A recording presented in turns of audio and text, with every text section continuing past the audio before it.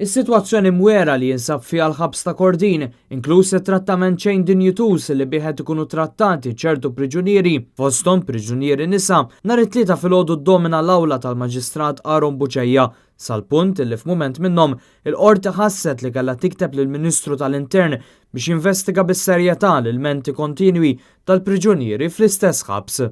Waqt il-każ tal-priġunieri Sonja Bajada u Romina Magri, dawn il-mentaw mal-qorti li fil-ħabs mhux jingħataw trattament xieraq u saħansitra qed ikunu abbużati verbalment minn xi uffiċjali tal-ħabs.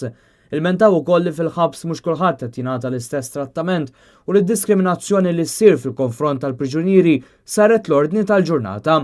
Iffaċċjat dawn l-allegazzjonijiet serji l-Maġistrat Buġejja informa lil partijiet li l-qorti għandha tikteb lill-Ministru responsabbli mill-Intern u li taħtu jaqa' l-portafoll tal-ħabs ta' Kordin biex bis-serjetà jinvestiga x'qed jiġri fil-ħabs biex dawn l-allegazzjonijiet serji jkunu mistħarġa bis-serjetà.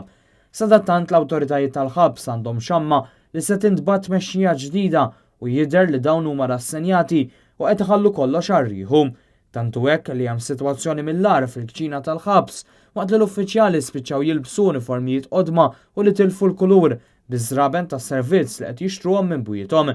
Dan minn barra l-volum ta' droga li tkun innegozjata fil-ħabs bejn il-priġunieri u terzi, skartar minn ċertu uffiċjali li jaħsbu li għandhom saħħa kbira, uffiċjali li jidħlu joħorġu mill-ħabs, buħut li jmorru jixtru u jdumu ma jirritornaw.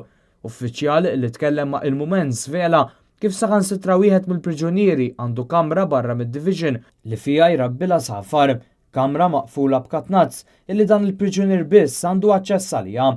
Dan l-uffiċjal tal-ħabs vela mana wkoll abbuż ieħor li qed ikun permess regolarment.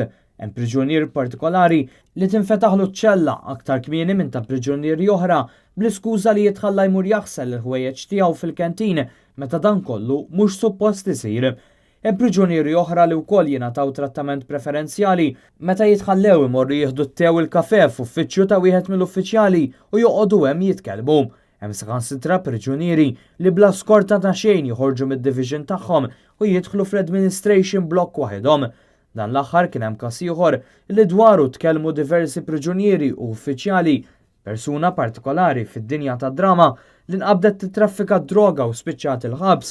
Madankollu din il-persuna minflok ingħatat trattament bħal dawk kollha li jinqabdu jitraffikaw id-droga intbagħtet f'Division 8 flimkien mal-priġunieri b'sentenza fuq pedofilija. Dwar dan tqajmu bosta mistoqsijiet, iżda l-darb'oħra tmexxija tal-ħabs għażlet li tfarfar u taħrab mir-responsabbiltajiet li suppost iġġor.